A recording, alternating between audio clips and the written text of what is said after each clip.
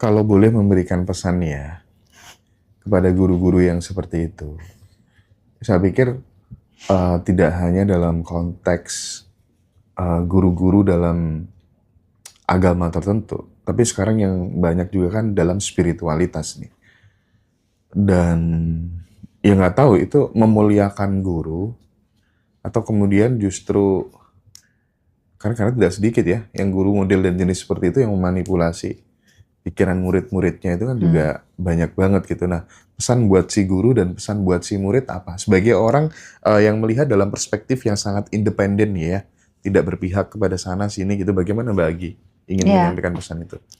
mungkin pesan yang saya bisa sampaikan sangat singkat. Ini udah tahun 2025, kita masuk ke era baru. Hal seperti ini sudah tidak relevan lagi. Oke. Jadi ya misalnya dirimu mau menyadari ini dari dalam, syukurlah. Tapi kalau tidak, siap-siap akan kebongkar.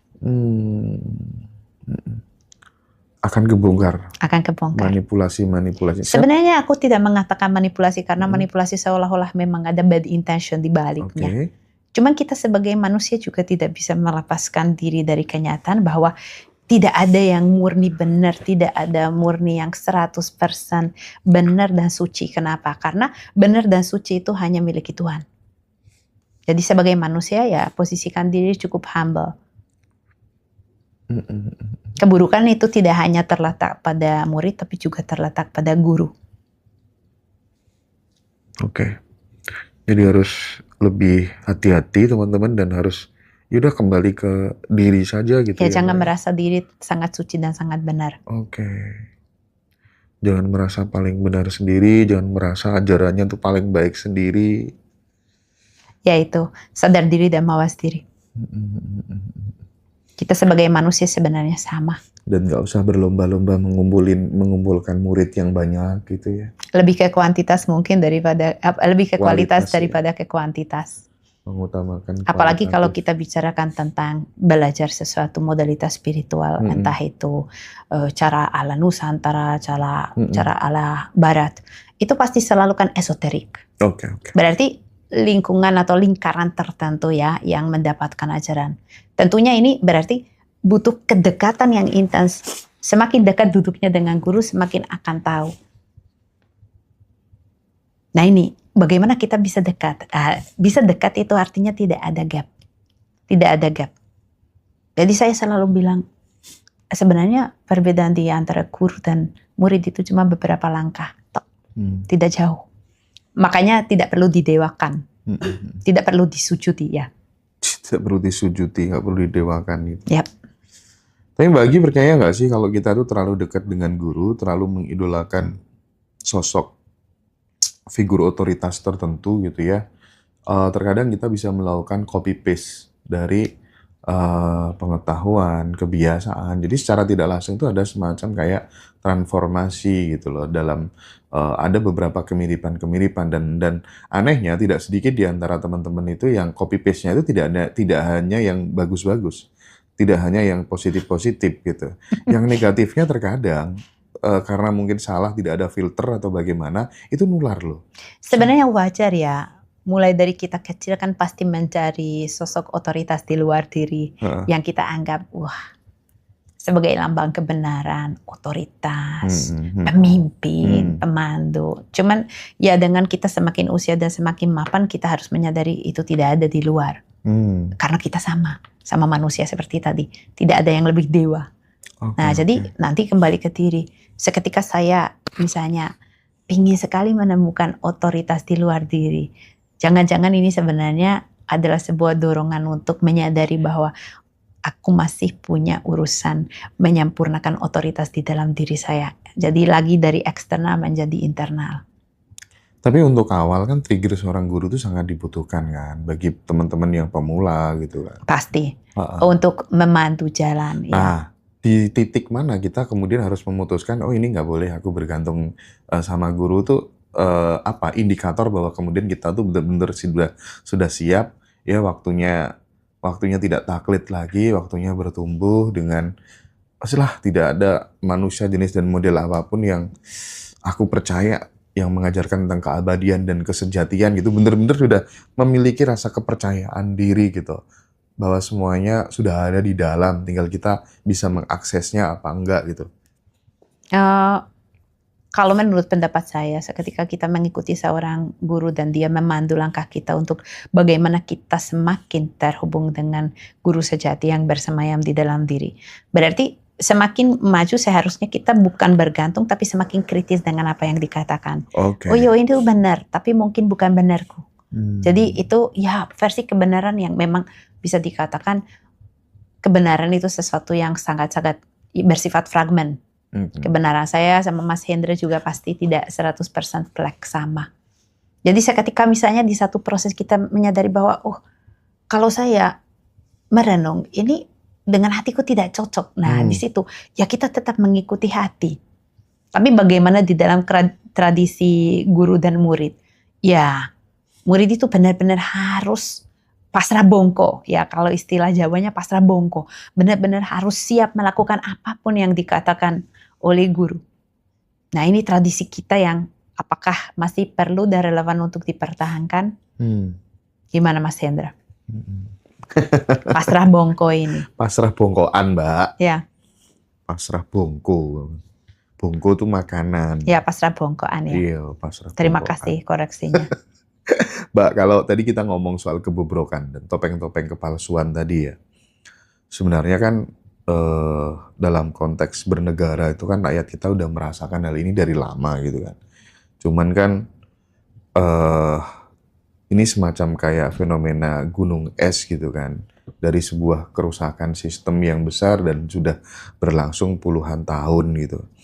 Nah, ketika kemudian ada momen terbongkarnya topeng-topeng kepalsuan ya tidak hanya dalam konteks pejabat tapi juga guru-guru atau kemudian kiai-kiai gitu ya, praktisi-praktisi spiritual, terus kemudian ya siapapun itu, coach-coach pengembangan diri yang jualan ludah tapi tidak bisa memberikan bukti misalnya bahwa hidupnya sesuai dengan apa yang dia omongkan gitu ya.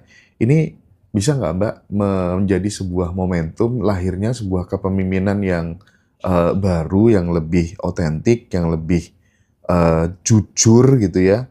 Atau justru rakyat tuh kembali dijebak dengan topeng-topeng yang berbeda gitu? Saya merasa mungkin di sini justru akhirnya semakin terpecah bahwa sesuatu yang di permukaan atau sebagai atribut kepemimpinan, atribut otoritas, atribut spiritualitas, atribut agama itu sesuatu yang tidak esensial. Jadi kita kan memang sebagai masyarakat suka sekali melihat hal-hal yang di permukaan saja. Oh pakaiannya seperti apa, oh gayanya seperti apa. Oh pemimpin itu sebaiknya kan dikawali ajudan. Oh pemimpin itu harus naik mobil yang istimewa. Oh kalau pemimpin agama pakaiannya seharusnya seperti ini. Nah ini kita terlalu fokus ke hal-hal ini yang di permukaan dan kita tidak lihat ke essence.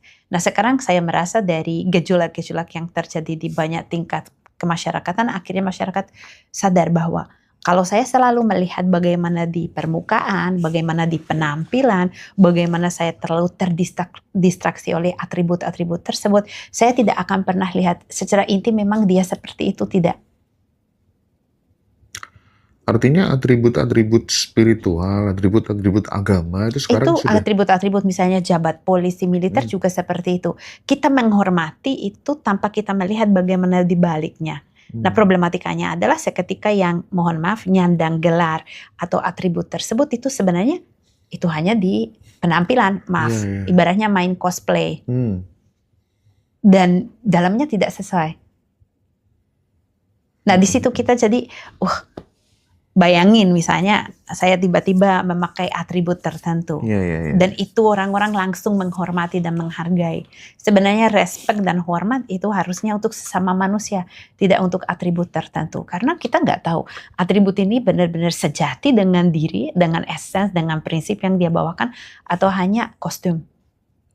Tapi kan sebenarnya yang lebih substantif lagi itu kan kebodohan. Ini semuanya kan terjadi gara-gara kebodohan kita, kebodohan masyarakat kita yang tidak bisa membedakan mana yang original dan mana yang kemudian hanya based on kosmetika media demi langkah sebuah pencitraan. Makanya akhir-akhir ini kan mulai banyak kan kebongkar manipulasi-manipulasi yang dilakukan oleh pejabat kita, mantan-mantan presiden kita, mantan-mantan pemimpin-pemimpin kita, itu mulai kebongkar semuanya gitu. Nah, apakah kemudian memang ada desain yang sangat terstruktur, masif, dan sistematis untuk memastikan bahwa rakyat kita, masyarakat kita itu nggak boleh pinter gitu.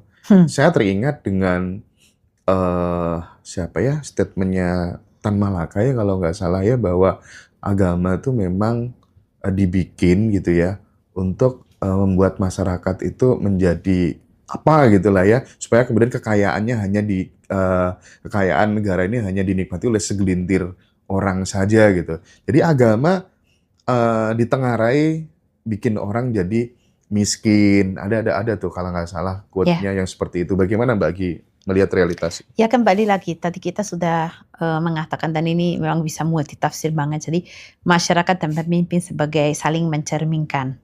Nah, seketika kita lihat bahwa masyarakat kita bodoh notabene ya ini untuk memilih memimpin karena memang itu sudah didesain, ya itu ada benarnya. Tapi sebaliknya juga ada benarnya bahwa masyarakat kita juga menjalankan kehidupan berdasarkan sesuatu yang eksternal lagi. Bukan benar-benar muncul dari diri mereka, bukan dorongan yang esensial dari mereka, bukan sesuatu yang sesuai dengan keabsahan jiwa mereka, tapi mereka mengikuti mungkin SOP atau lagi atribut-atribut. Ya, sangat banyak. Misalnya siapapun pasti anak saya itu harus pegawai negeri ya, karena di situ ada atribut bahwa pegawai negeri itu enak duduk di balik meja, pekerjaannya gini-gini. Nah, masyarakat kita penuh dengan prasangka-prasangka dan struktur-struktur seperti ini. Ya, mungkin bisa dikatakan itu juga memang diadakan dari luar, ya, diadakan sengaja supaya masyarakat itu jadi terstruktur sedemikian pula. Nah, mungkin ini yang sekarang kita harus membongkar. Iya. Ini katanya teman-teman yang live. Agama itu buat mainan orang lokal biar nggak mengganggu mereka yang berkuasa katanya.